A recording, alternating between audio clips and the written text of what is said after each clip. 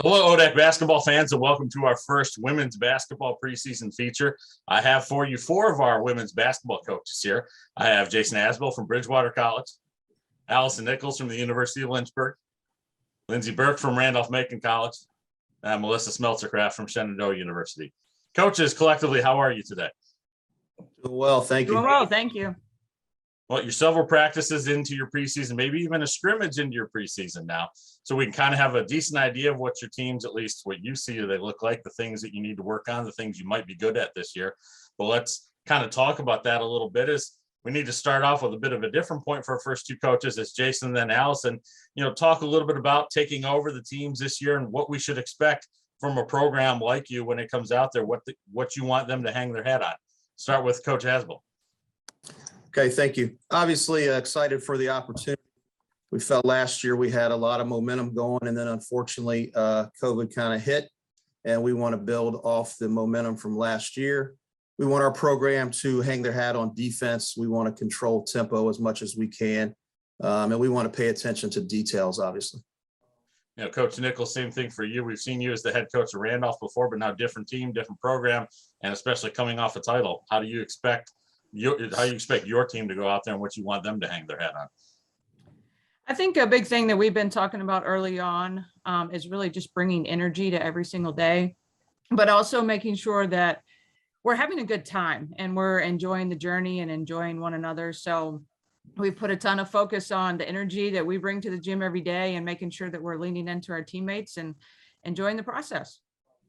We'll go into the state of the program now, and Coach Burke and Coach Smeltzer-Kraft, talk a little bit about where you see your teams right now. Obviously, Coach Burke last year was supposed to be your first year on the sidelines for Randolph-Macon, and got a little bit abbreviated, but still got to know your players, got to know what you feel for them. What's the state of your team coming into this year? Yeah, it was definitely shorter than I think all of us wanted it to be, with only playing 4 games last season. But just having the opportunity to be on the floor with them last winter kind of time into the spring was great. And having a big group of returners, but also a big group of freshmen. We have 10 returners and 6 freshmen.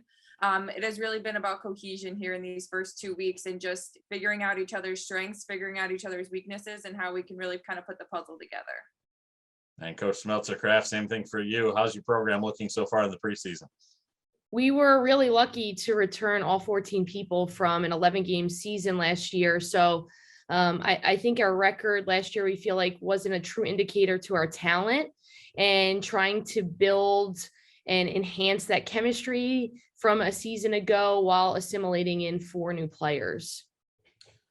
Coach Asbell and Coach Nichols, same thing for you. You've had an opportunity to see your teams now through the preseason. What do you like about your programs right now? What are your expectations for the upcoming year? Coach Nichols first.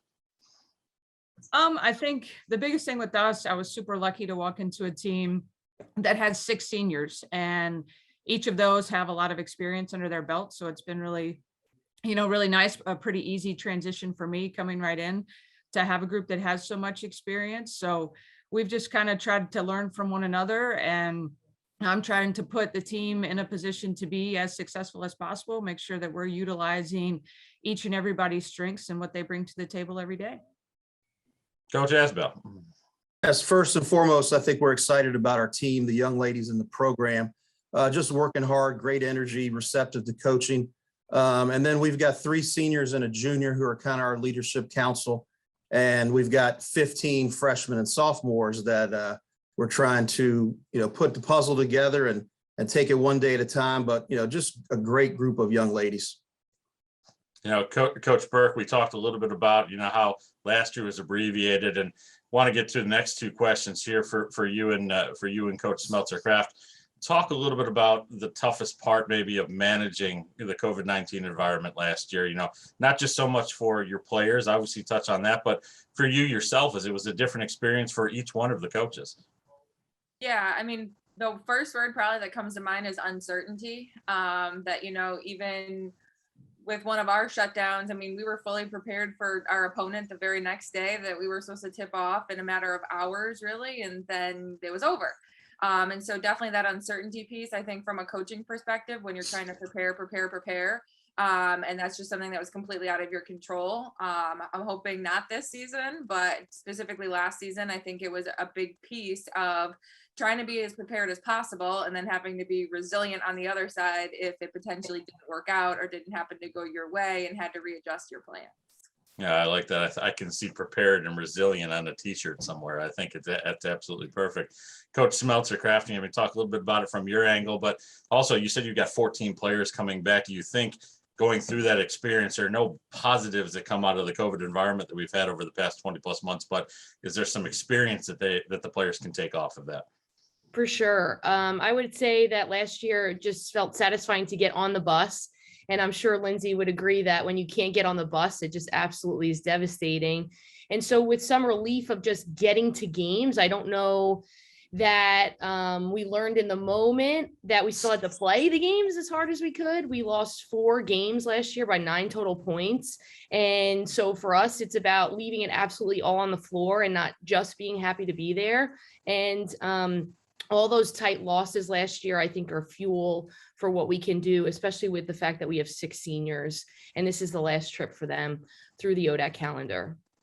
Well, one of those things about getting on the bus is you all have been able to do that largely over your careers, having a love for the game. And that's where I want to go with this, is that love for the game undoubtedly was part of the fuel for you to get through last season. Tell us a little bit about where that stems from for each of you. What was that first moment or first opportunity or first memory that you have of the game of basketball that really started off your love for the game? And I'm going to go to Coach Nichols for this one to kick us off. Well, I got a pretty early start. My parents said that for my 3rd birthday, I asked for a basketball, and I used to just walk up and down the driveway, dribbling all day long.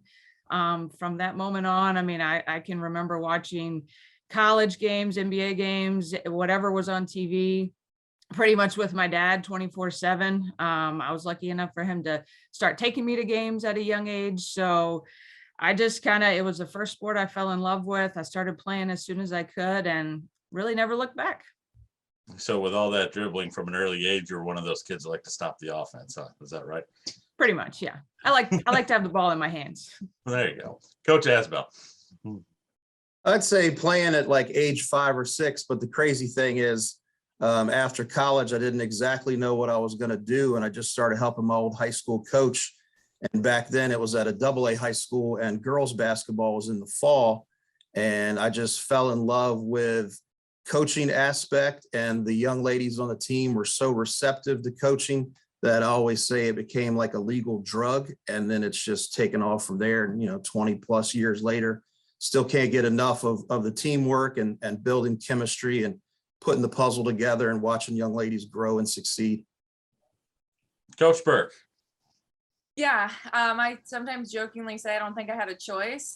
My dad was actually my high school athletic director and always a coach of mine growing up. And I had a sister that's 2 years older than I am who also played college basketball. So it was always kind of the Burke sisters that would go to everything. And a lot of times when I was growing up, there wasn't opportunities for women and for girls. We were always at the Y playing with the guys. But that definitely grew my competitive spirit. And definitely my dad being, a coach all of my life and my mentor, and my mom being pretty much the polar opposite of being a cheerleader in high school, has always reminded me to just have fun with it too. Right. And I think some of our serious talks that me and my dad have about the X's and O's, my mom's like, just have fun, and so it's always been that kind of good balance in the Burke household. But yeah, speaking about just getting into coaching, after my second ACL tear as a player, I was like, I want to work with these kind of people forever. If they're willing to come back from these major injuries and just want to play basketball. You don't find that at many 9-to-5 jobs, that people have such a big heart for it. And I've always found that around the game of basketball. Kudos to you coming back twice after ACL injuries. I had one ankle redone and I was done after that. So, Coach Smeltzer-Kraft, I've seen you in those Drew jerseys. So where's the love to come out and play in New Jersey come from? I don't know a time where I wasn't addicted to basketball. And unlike Allison, I like to shoot. I didn't like to dribble. So, whether it was a little Tykes hoop, a lower hoop, and then obviously working our way up to a 10-foot hoop in my house. Just love basketball. I literally cannot think of a time where I was not competitive around this game. And, it's certainly been something that I feel like I've been able to carry into coaching, is just that competitive drive. And Not everybody on this call can say that they're the second best coach in their own home, but I can say that. And so competitiveness just happens 24/7 in the SK house. Well, we'll allow you to have that little bonus there with Ashley for you. So good job there on that one. Good drop in. Coaches, we look forward to seeing you all out there, seeing that passion out on the floor with you, but also with your players. Games are able to get started here on Friday, November 5. Best of luck to each of you, and thank you for joining me today. Thank you. Thanks, Thank you. JJ.